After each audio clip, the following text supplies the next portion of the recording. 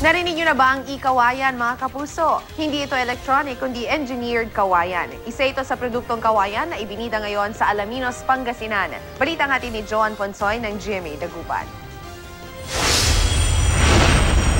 Biyaya ng kalikasan, hinubog ng panahon at nilinang ng malikhaing kaisipan. Ito ang mga ibinibidang engineered kawayan novelty items o e-kawayan ng Maalaminan sa Alaminos City, Pangasinan.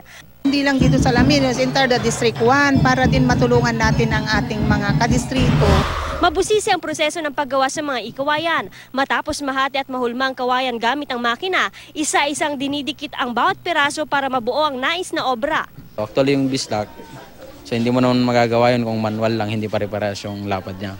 So gumagamit kami ng machine, tinatawag namin twin ribs. May accessories para sa cellphone at tablets, lalagyan ng speaker at mga organizer sa mesa at set ng upuan.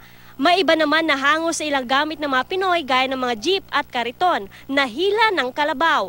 Bida rin ang helicopter at ang lighthouse kung saan kilala ang 100 Islands. Ang ganda po niya. Bali kuha po niya yung lighthouse dito sa Lookup.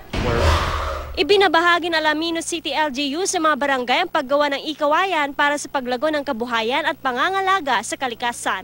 Simula doon sa pagtatanim ng kawayan, pag-alaga ng bamboo, paano paramihin yung kawayan sa aming community, at paano naman i-process. So, aside from doon sa ikawayan project ng city government, nag-outreach din sa mga community.